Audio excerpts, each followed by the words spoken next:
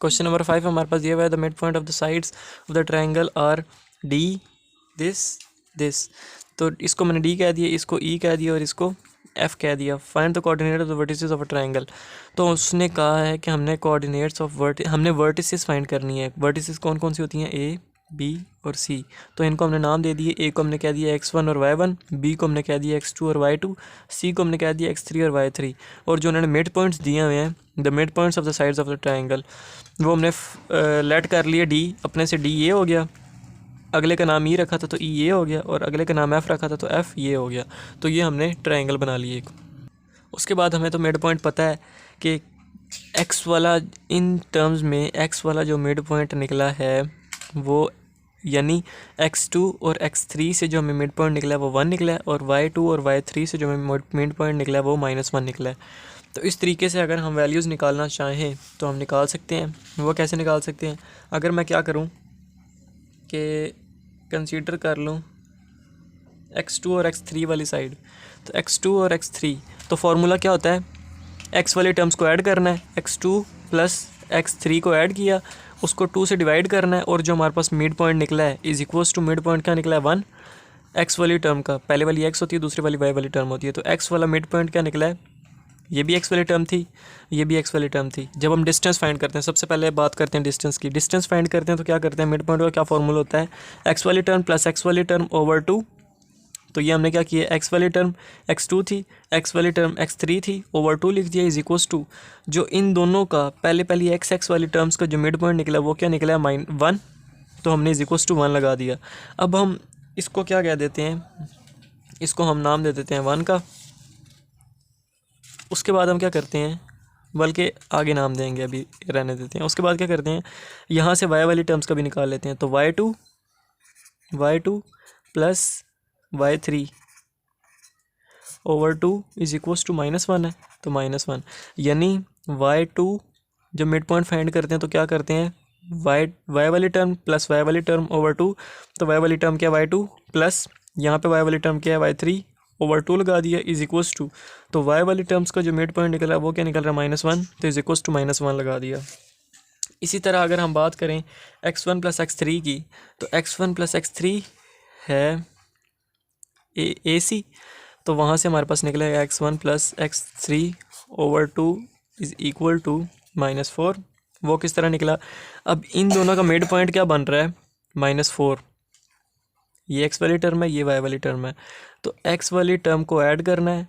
इधर x वाली term कौन सी, x1, तो x1 को ऐड किया, प्लस लगाया। इधर x वाली टर्म कौन सी, x3, तो x3 को ऐड किया, 2 से डिवाइड किया। 2 से डिवाइड करने के बाद इन दोनों का मिड पॉइंट क्या निकला है, x वाली टर्म का -4, तो इज इक्वल्स टू -4। इसी तरह y1 plus y3 over 2 is equals to, इन दोनों का क्या निकला, -3, तो ये -3 लिख दिया। उसके बाद अब हम x1 और x2 वाली बात करते हैं। तो x1 plus x2 over 2 is equals to, x1 क्या है, ये है, x2 क्या है, ये है। तो x1 प्लस x2 ओवर 2, ये मिड पॉइंट का फॉर्मूला हो गया। तो इन x वाली टर्म का मिड पॉइंट क्या निकल रहा है, -1, तो ये -1 के इक्वल लिख दिया। अब यहीं पे y वाली टर्म, तो y1 plus y2 over 2 is equals to, y1 plus y2 over 2 is equals to, y वाली टर्म का कौन सा मिड पॉइंट निकल रहा है, 1, तो ये 1 लगा दिया। तो ये हमारे पास टर्म्स बन गई। हमारे पास एक सेट सा बन गया मिड पॉइंट्स वाला। वैल्यूज़ का x वाला मिड पॉइंट का फार्मूला लगाया, तो फार्मूला लगाया और x वाले टर्म जो मिड पॉइंट बन रही थी वो आगे लिखता गया। यहाँ से हम कुछ रिजल्ट्स बना लेंगे। रिजल्ट्स क्या बनाएंगे, पहले वाली से क्या रिज़ल्ट बनेगा, x2 प्लस x3 है, 2 उधर जाके मल्टीप्लाई हो जाए तो हो जाएगा, तो x2 plus x3 is equals to क्या निकला, 2 निकला। इसको हम क्या कह देते हैं, 1।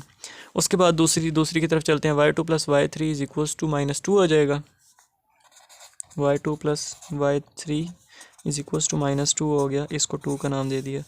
अगली क्या है, x1 plus x3 is equals to 2, x1 plus x3 is equals to 2 उधर जाके मल्टीप्लाई हो जाएगा, तो 4 2s are -8, -8 हो गया, तो ये हमारे पास क्या आ गई, 3 आ गई। 4 क्या है, y1 + y3 is equals to -6, y1 + y3 is equals to -6, ये हमारे पास आ गई फोर्थ। 3 उधर जाके मल्टीप्लाई होगा ना, 3 2 उधर -6 हो जाएगा। तो x1 + x2 is equals to -2, ये हो गई हमारे पास fifth. x1 + x2 is equals to -2, -2 कैसे होगा, 2 उधर जाके मल्टीप्लाई होगा तो 2 -1 उधर -2। y1 + y2 is equals to 2, ये हमारे पास हो गई सिक्स्थ। तो ये हमने वैल्यूज़ निकाल ली, इक्वेशंस बना ली। उसके बाद हमने क्या करना है, हम करते हैं सब्ट्रैक्ट करते हैं इनके अंदर से, तो हमारे पास रिजल्ट्स निकले हैं कुछ। किस किस को करते हैं, एक 1 को कर लेते हैं और एक 5 को कर लेते हैं। इन दोनों को हम सब्ट्रैक्ट करेंगे, इन दोनों को हम सब्ट्रैक्ट करेंगे, x1 x2 और x3 वाली टर्म्स को। तो इन दोनों को सब्ट्रैक्ट करेंगे तो क्या आएगा, x2 + x3 is equals to 2 थी 1, और 5 क्या है, x1 + x, इसको मैं क्या लिख लेता हूँ, x2 को पहले लिख लेता हूँ, x2 को पहले लिख लिया, x1 को बाद में लिख लिया, इज इक्वल्स टू -2 है तो -2 लिख दिया। उसके बाद हमने क्या करना है, सब्ट्रैक्ट करना है। सब्ट्रैक्ट करेंगे तो नीचे वाले साइन चेंज हो जाएंगे, प्लस है तो माइनस हो जाएगा, प्लस है तो माइनस हो जाएगा, माइनस है तो प्लस हो जाएगा। तो क्या बनेगा, x2 कैंसिल, इधर क्या बनेगा, x3 - x1 is equals to 4, x3 - x1 is equals to 4 बना। ये किया, कैमरे में नज़र नहीं आया होगा। 1 और 5 को सब्ट्रैक्ट किया है तो x1 को लिख लिया, उसके बाद 5 को लिख लिया, x2 को पहले लिख लिया, x1 को बाद में लिख लिया, और जब सब्ट्रैक्ट करेंगे तो नीचे वाले साइन चेंज हो जाएंगे, प्लस है तो minus, plus minus, plus minus है तो प्लस। तो x2 और x2 कैंसिल, पीछे का बचा x3 - x1 is equals to 4। इसको हमने नाम किसका दिख दिया, 7 तक था, 6 तक था तो इसको हमने 7 का नाम ले दिया। अब हम क्या करते हैं, इसको ऐड करते हैं किसके अंदर, 3 के अंदर, क्योंकि वो भी 3 कौन सी है, x1 और x3 वाली टर्म है, और ये भी x3 और x1 वाली टर्म है। तो यहाँ से हम इसको पुट करते हैं 3 के अंदर,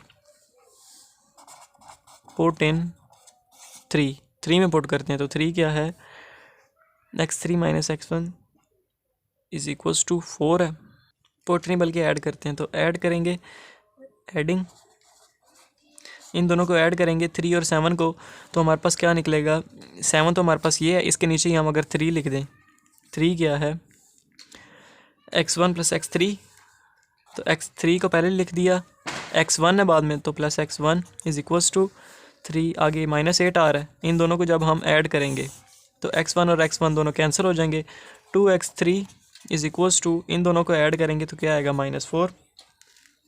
तो यहाँ से जो इधर 2 आ रहा है वो उधर जाके डिवाइड हो जाएगा, तो x3 की क्या वैल्यू निकलेगी, -2 बल्कि। तो ये हमारे पास x3 की वैल्यू निकल आई। अब यहाँ से हमारे पास वैल्यूज़ आगे भी निकल आएंगी। तो हम क्या करते हैं, वैल्यू 3 वाली जो है उसको पुट करते हैं 7 के अंदर। 7 हमारे पास क्या निकली थी, x3 - x1 is equals to 4। तो x3 की जगह -2 पुट करेंगे तो -2 - x1 इज इक्वल्स टू 4। तो -x1 इज इक्वल्स टू -2 उधर जाके +2 हो जाएगा, तो 4 + 2 x1 इज इक्वल्स टू 6, और x1 इज इक्वल्स टू, बल्कि x1 इज इक्वल्स टू, ये माइनस उधर चला जाएगा, 4 + 2 6 हो जाएगा, और ये वाला माइनस जब उधर चला जाएगा तो -6। तो x1 की क्या वैल्यू निकली, -6 निकल आई।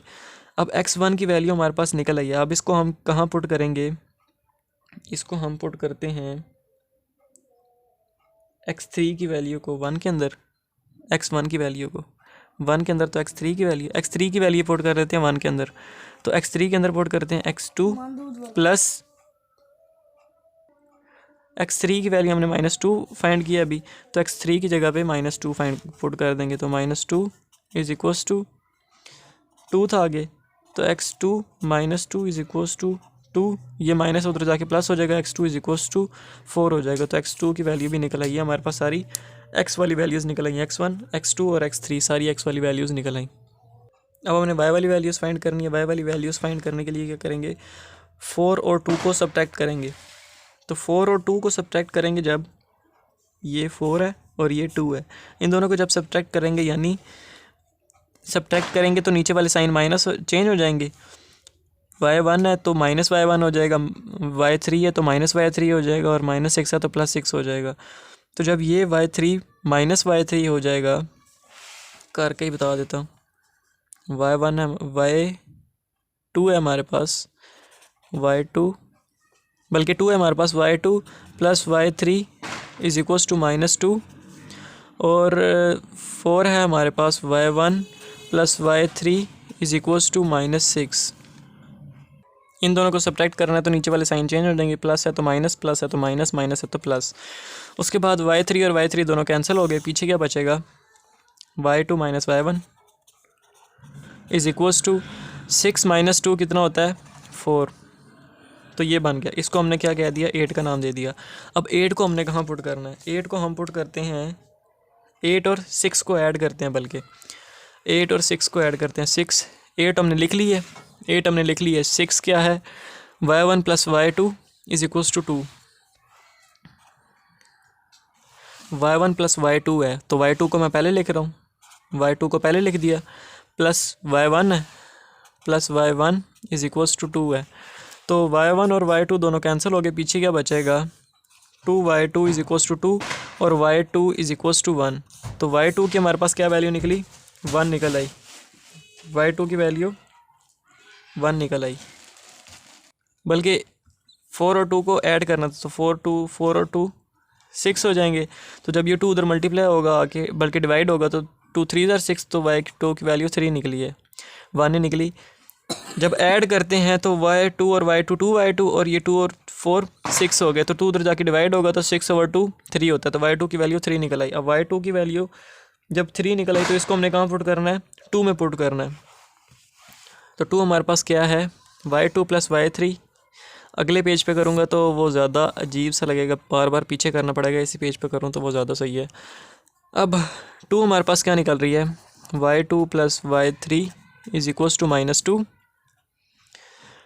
ये हमारे पास 2 निकल आई, 2 की वैल्यू हमने ये लिख दी। अब हमने यहाँ से y2 फाइंड कर लिया, 3 है तो यहाँ पे 3 पुट कर देना है, 3 plus y3 is equals to -2, y3 is equals to -2 -3, y3 is equals to -5।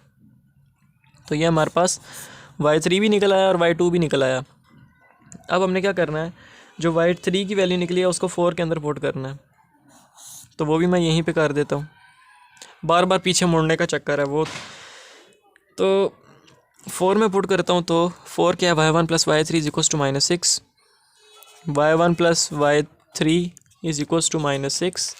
इसके अंदर क्या पुट करना है, y3 की जगह -5, तो y1 माइनस y3 की जगह y1 प्लस y3 क्या है, -5, तो ये -5 इज इक्वल्स टू -6 है। तो y1 is equals to -6 -5, y1 -6 plus 5, तो y1 इज इक्वल्स टू -1। तो ये हमारे पास तीनों वैल्यूज़ निकल आई जो हमने फाइंड करनी थी ट्रायंगल की। तो ट्रायंगल की वर्टिसेस निकल आई A, B और C। इसके अंदर था क्या, x1 x2 x3 तीनों वैल्यूज़ हमने फाइंड कर ली, y1 y2 y3 तीनों वैल्यूज़ हमने फाइंड कर ली। ये x1 x2 x3 फाइंड कर ली, उसके बाद ये y1 y2 और y3 फाइंड कर ली। तो ये तीनों वैल्यूज़ हमने फाइंड कर ली, उन्होंने जो बोला हुआ था वर्टिसेस फाइंड करनी है, ये हो गया हमारा क्वेश्चन नंबर 5 भी कंप्लीट।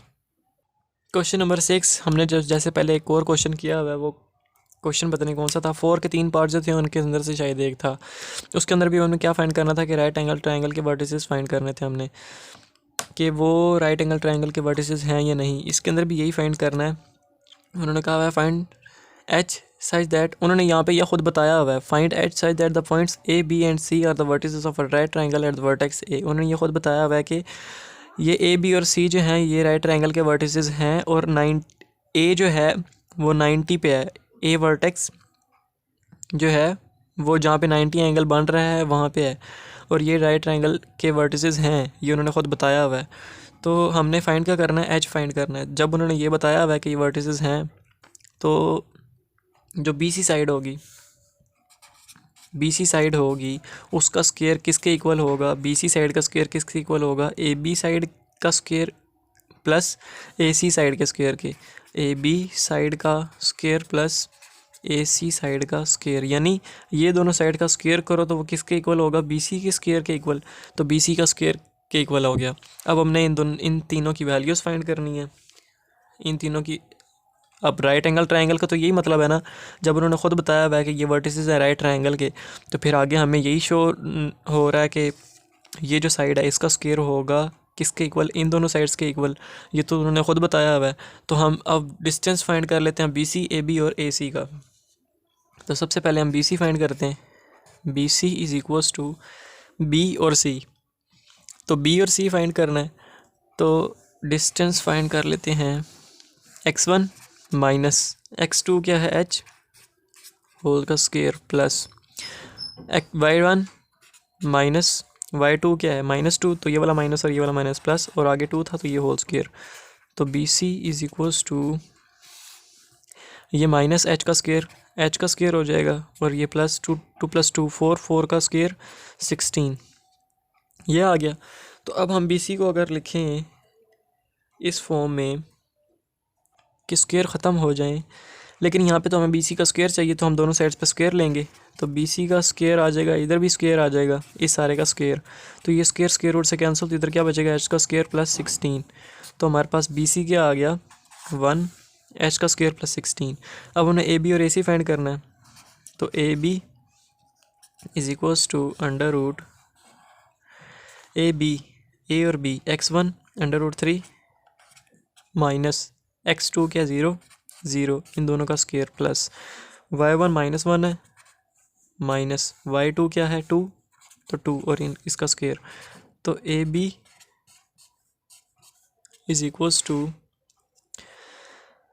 क्या बनेगा, √3 का स्क्वायर 3 बन जाएगा, प्लस माइनस माइनस प्लस हो जाएगा, लेकिन साइन बढ़ेगा आएगा, तो माइनस साइन बढ़ेगा आएगा, तो 2 बढ़ा तो -2 के साथ माइनस है तो माइनस आ गया, माइनस माइनस प्लस 2 + 1 3, तो 3 का स्क्वायर। तो ए बी वहाँ पे हमें ए बी का स्क्वायर है, तो यहाँ भी हम दोनों साइड पे स्क्वायर बनाएंगे। ए बी का यहाँ पे स्क्वायर आ गया, यहाँ भी 3 प्लस यहाँ पे 3 का स्क्वायर लेंगे तो क्या आएगा 9, और यहाँ पे जब स्क्वायर लिया तो इसका भी सारे का स्क्वायर आ जाएगा, तो ये स्क्वायर रूट से कैंसिल, तो क्या बचेगा 3 + 9 √12, बल्कि अंडर रूट तो अभी ख़त्म किया है, खाली 12, तो क्या बचेगा 12, स्क्वायर रूट से कैंसिल, 3 + 9 12। तो हमारे पास ए बी क्या निकला 12 निकला। अब हमने क्या फाइंड करना है, इसको हमने 2 कह दिया। अब हमने क्या फाइंड करना है, ए बी भी हो गया, बी सी भी हो गया, अब ए सी। तो A C is equals to under root A C, A और सी, तो x1 minus x2 √3 minus h √3 minus h का होल स्क्वायर प्लस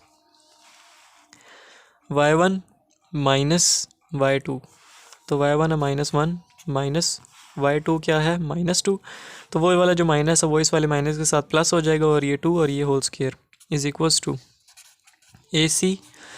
उधर ए सी का स्क्वायर चाहिए तो यहाँ पे हम स्क्वायर लगा लेते हैं।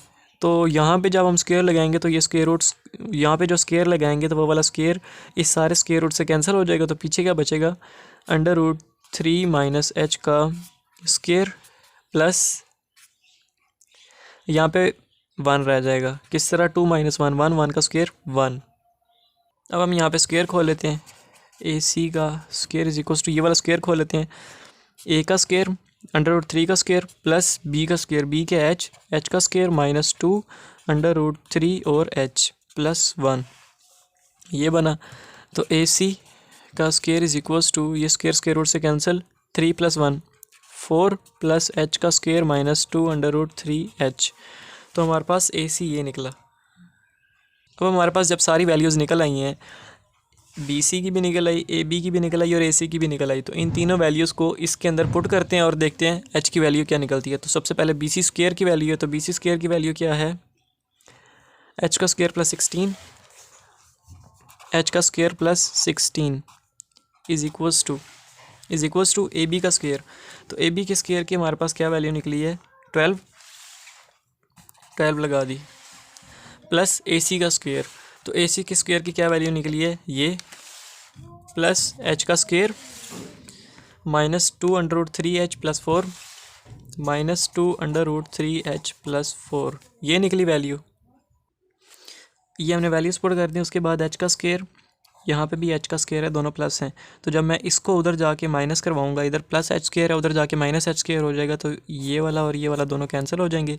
पीछे क्या रह जाएगा, 12 -2√3h+4 और ये जो 16 है वहाँ पे जाके -16 हो जाएगा =0। इस तरह बना।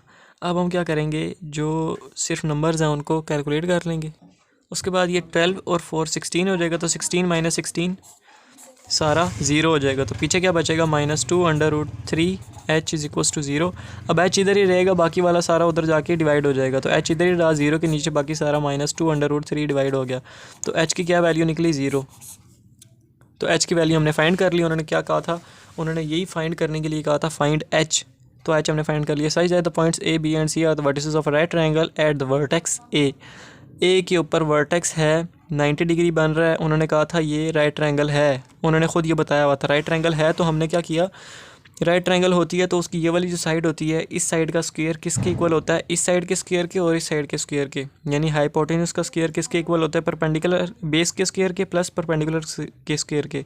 तो हमने वो कंडीशन लगाई, ए बी जो भी वैल्यूज़ थी, बी सी ए बी और ए सी वैल्यूज़ फाइंड की, इसके अंदर पुट की। पुट करने के बाद हमारे पास आंसर निकल आया एच। क्वेश्चन नंबर 7 को उन्होंने कहा है find h side that A B and C are collinear. उन्होंने बोला हुआ ये कि फाइंड एच साइड दैट, उन्होंने कहा है कि एच को फाइंड करना है such that A B and C are collinear, A B और सी कोलिनियर हैं। उन्होंने कहा क्या है कि फाइंड क्या करना है, एच फाइंड करना है। तो कोलिनियर कब होती हैं, जब x1 y1 1, x2 y2 और 1, x3 y3 1 =0। जब हमारे पास इस तरह का ये कंडीशन बनती है, ये फॉर्मेट बनता है, ये सेट बनता है, तो तब हमारे पास कोलिनियर होते हैं पॉइंट्स। तो यहाँ पे वैल्यूज़ पुट करते हैं। x1 की क्या है, x1 कौन सी होगी, ये x2 होगी और ये x3, ये y1, ये y2 और ये y3। तो x1 पुट करनी है, -1 है, -1 y1 क्या है h और आगे 1 आ रहा है, 1 पुट कर दिया।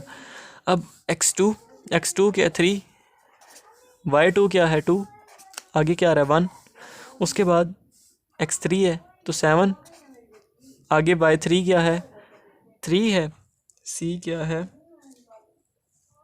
3 ही है और आगे 1 आ रहा है तो 1, और ये हमने =0 पुट कर दिया, 0 पुट कर दिया। यहाँ से हमने करना है एक्सपेंड का लफ्ज़ सुन के सारे डर जाते हैं, मैं भी डरता था शुरू में। एक्सपेंड करेंगे, एक्सपेंड क्या होता है, अच्छा एक्सपेंड करेंगे, होता क्या है कि एक्सपेंड करना है फ्रॉम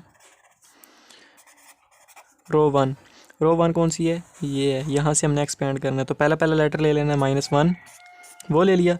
उसके बाद जो हमने लेटर लिया है, जो हमने नंबर लिया है, नंबर यानी -1 लिया है, तो -1 वाली कॉलम और रो दोनों को छोड़ देना है। यानी -1 किस किस रो में और किस किस कॉलम में आ रहा है, इस रो में आ रहा है और इस कॉलम में आ रहा है, तो इन दोनों को हमने छोड़ देना है। इसकी बात करनी है, 2 1 3 1 इसकी बात करनी है। तो -1 को हमने पहले लिख दिया, इन दोनों को छोड़ दिया रो और कॉलम को, इन दोनों की बात करनी है। फिर जो पीछे रह जाएंगे उनका क्या करना है, 2 को 1 के साथ मल्टीप्लाई करना है तो 2 आएगा, फिर फॉर्मूले का माइनस लगाना है। फिर 3 को 1 से मल्टीप्लाई करेंगे तो 3 आएगा। ये हो गया हमारा फर्स्ट रो का पहला जो नंबर था उसका हो गया। अब हमने एच की तरफ मूव करना है। तो पहला जो होता है वो तो हम एज इट इज़ लिखते हैं, जो दूसरा होता है उसके साथ हमने माइनस लगाना होता है ज़ाहिरी तौर पे। तो माइनस लगा दिया एच के साथ। अब हमने क्या करना है, एच वाली जब टर्म ले रहे हैं तो एच वाली रो और एच वाली कॉलम छोड़ देनी है। पीछे कौन कौन सी बची, 1 1 3 7, तो 1 1 और 3 7 को लेना। तो 3 1 ज़ार 3 माइनस लगाना है, 7 1 ज़ार 7, यानी क्रॉस में मल्टीप्लाई करना है और बीच में माइनस लगा देना है। 3 1 ज़ार 3 माइनस 7 1 ज़ार 7। फिर आगे क्या आ रहा है 1, तो +1, यानी पहली वाली टर्म एज इट इज़ लिख दी, आखिरी वाली भी प्लस के साथ लिख दी, बीच वाली जो एच वाली टर्म है उसको माइनस के साथ लिखना है। यहाँ पे एच आ रहा है, भले जो कुछ भी आए, बीच वाली टर्म हमने माइनस ही लेनी होती है। अच्छा, जब 1 लिया तो फिर ये वाली भी छोड़ देनी, ऊपर वाली भी छोड़ देनी। बात किसकी होगी, 3 2 7 3, तो 7 2 ज़ार 14 माइनस लगा दिया, 3 3 ज़ार 9 ये लगा दिया, =0। इज इक्वल टू 0 था तो 0 लगा दिया। उसके बाद -1, 2 - 3 -1 -h -4 प्लस 14 को 14 -9, बल्कि यहाँ पे हमने उल्टा कर दिया है। पहले जो लेफ़्ट कॉर्नर पे टर्म होती है उसको मल्टीप्लाई करना होता है राइट वाली नीचे वाली के साथ। तो 3 सीरीज़ आर यहाँ पे पहले 9 आएगा, -7 2 ज़ार 14 बाद में आएगा। इससे भी फ़र्क पड़ता है, ये बात याद रखनी है। सबसे पहले 1 से कर रहे हैं तो ये छोड़ देनी, ये छोड़ देनी। 2 1 ज़ार 2 पहले लिखना है, 3 1 ज़ार -3 बाद में लिख देना है। उसके बाद जब हम h को देख रहे हैं तो ये भी छोड़ देना है, ऊपर वाली भी छोड़ देनी है। 3 1 7 1 की बात होगी तो 3 1 ज़ार 3 -7 1 ज़ार 7, यानी लेफ़्ट टॉप से हमने शुरू करना है। इस तरह अब जब हम 1 की बात करेंगे तो ये भी छोड़ देंगे, ये भी छोड़ देंगे। तो 3 3 ज़ार 9 -7 2 ज़ार 14। तो 9 -14 कितना होता है? -5 इज़ इक्वल्स टू 0। उसके बाद -1 माइनस प्लस हो जाएगा, 1 1 ज़ार 1 माइनस प्लस, तो plus 4h -5 is equals to 0। तो 1 -5 4h -4 इज़ इक्वल्स टू 0 आ गया।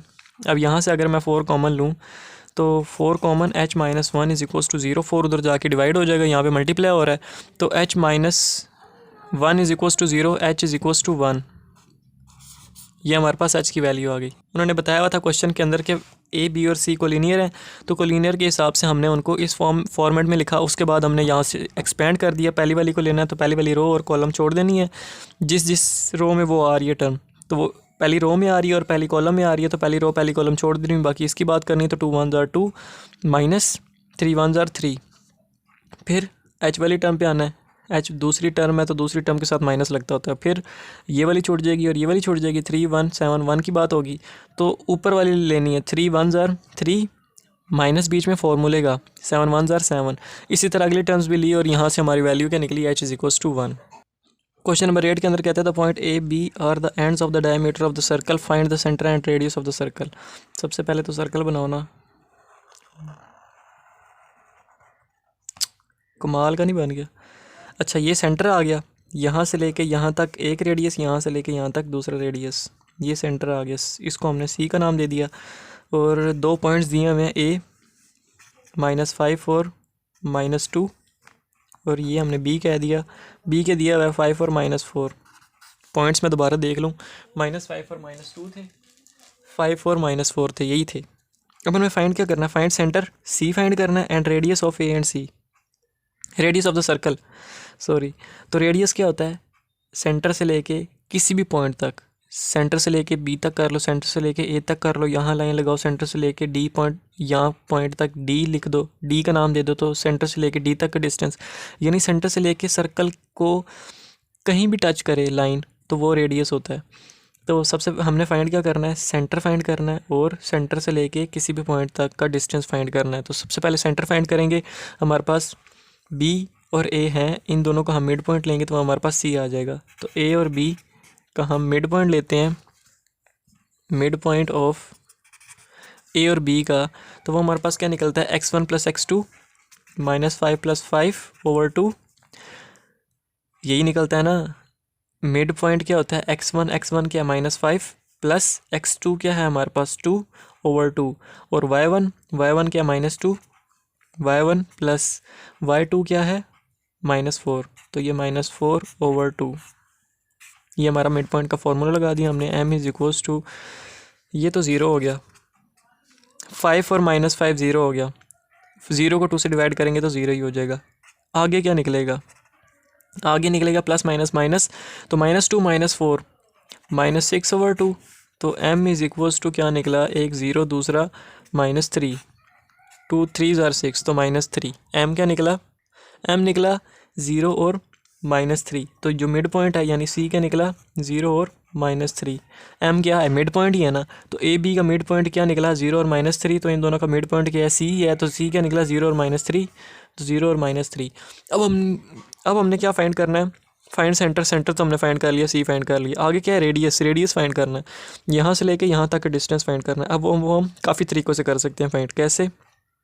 यहाँ से लेके यहाँ तक, यानी सी पॉइंट है, बी पॉइंट भी है, तो हम सी और बी का डिस्टेंस फाइंड कर लें तो हमारे पास रेडियस आ जाएगा। इसी तरह सी और ए है, सी और ए का हम डिस्टेंस फाइंड करेंगे तो हमारे पास रेडियस निकल आएगा। और अगर हम एक और तरीका भी है जिससे हम फाइंड कर सकते हैं डिस्टेंस, रेडियस फाइंड कर सकते हैं। कैसे?